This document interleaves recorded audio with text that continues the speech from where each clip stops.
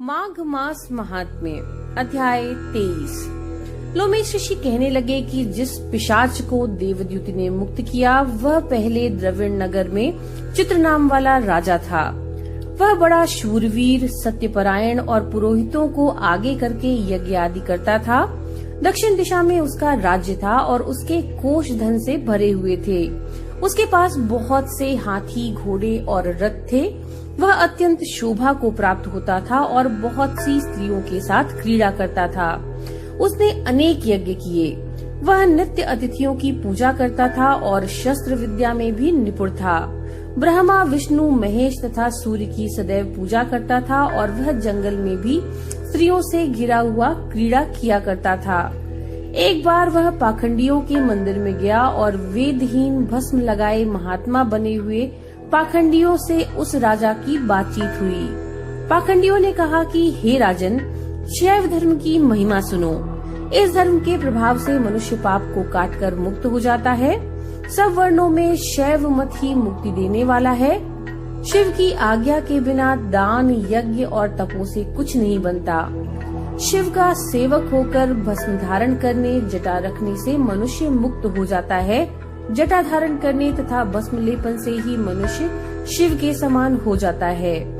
इसके बराबर कोई पुण्य नहीं है। जटा भस्म धारण किए हुए सभी योगी शिव के सदृश होते हैं।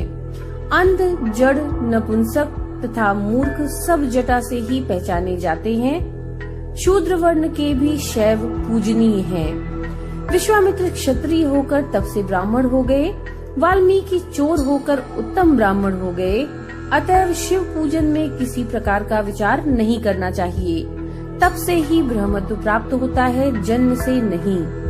इस कारण शैव का दर्शन उत्तम है तथा शिव के सिवाय दूसरे देवता का पूजन न करें। शिव तपस्वी को विष्णु का त्याग करना चाहिए। विष्णु की मूर्ति का पूजन नहीं करना चाहिए। विष्णु के दर्शन से शिव का द्रोह उत्पन्न होता है और शिव के द्रोह से रौरवादी नरक मिलते हैं।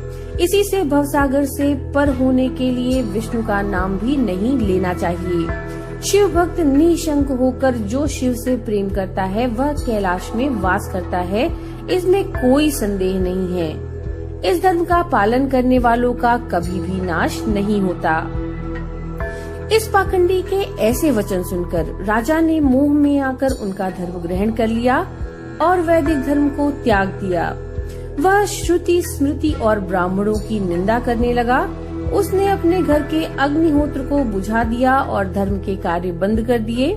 विष्णु की निंदा और वैष्णवों से द्वेष करने लगा और बोला, कहाँ है विष्णु, कहाँ देखा जाता है, कहाँ रहता है, किसने देखा है।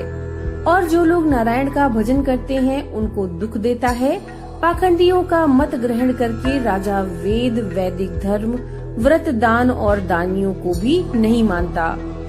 अन्याय से दंड देता वह कामी राजा सदा स्त्रियों के समूह में घिरा रहता और क्रोध से भरा रहता। गुरु तथा पुरोहितों के वचनों को नहीं मानता था। पाखंडियों पर विश्वास करता हुआ उनको गांव, हाथी, घोड़े और सुवर्ण आदि देता। उनके सब कार्य करता, भस्म धारण करता और मस्तक पर जटा रखता और जो कोई विष्णु का नाम लेता उसको मृत्यु का दंड दिया जाता। यह ढिढोरा उसने पिटवा रखा था पहले ही। उसके भय से ब्राह्मणों तथा वैष्णवों ने उस देश को छोड़ दिया और वे दूसरे देशों में चले गए। सारे देशवासी केवल नदी के जल से जीते थे। जीविका से दुखी होकर वृक्ष आदि नहीं लगाते थे, न ही खेती बाड़ी करते थे।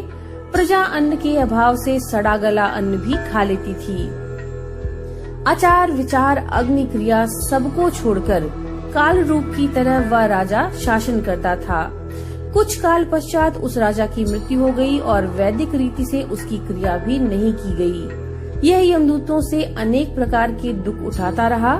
कहीं लोहे की कीलों पर से चलना पड़ा, कहीं जलते अंगारों पर चलना पड़ा जहाँ सूर्य अति तीव्र था और न कोई छाया का वृक्ष था।